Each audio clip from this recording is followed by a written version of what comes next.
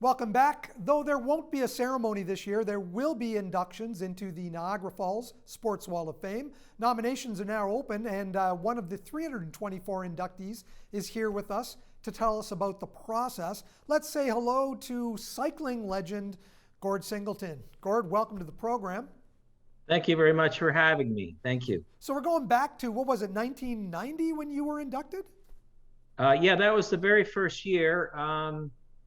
And yeah, I was one of the honored few, or not few, we put quite a few in actually. And I think my sporting background and what I was interested in, I joined the committee right after that induction. So I've been a member of the committee since that time. And it's really been a remarkable experience, I think, because Niagara Falls as a city has been so entrenched in sports.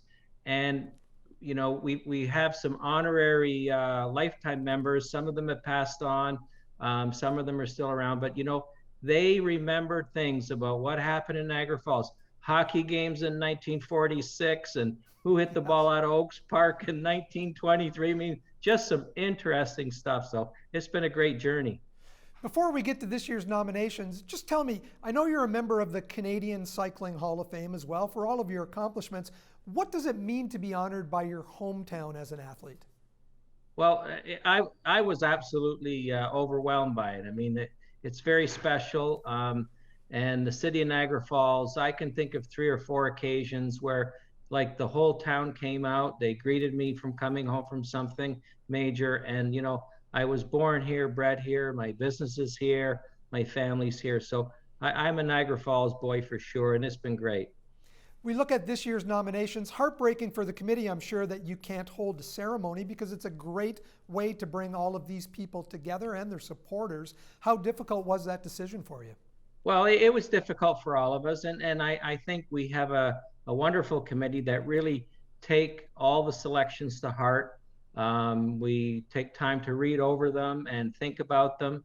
And yeah, they're really personable people, and to move it on. But we understand what's going on. I mean, this COVID thing is something unprecedented, and you know, we might never ever hear about something like this again. You know, but to move it on has been challenging. But we're hoping that next January we have it. And I don't know if we can mention. I guess we can.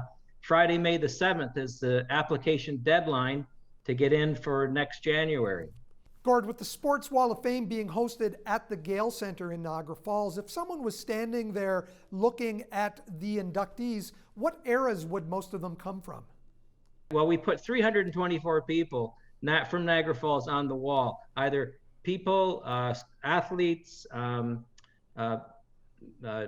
teams and builders, anything to do in sports. I got 324 and 120 sponsors. So we're kind of getting down to know like where if we get 3 or 4 people apply each year, it's kind of good. So we have condensed it to one category.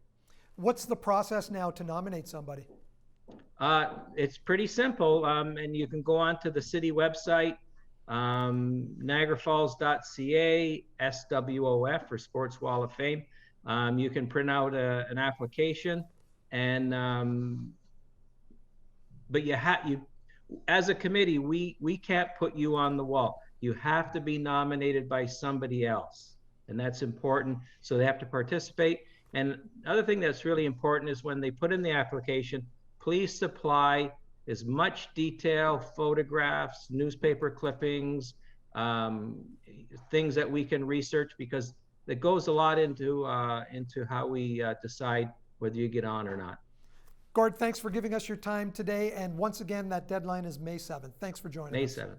Thank you very much.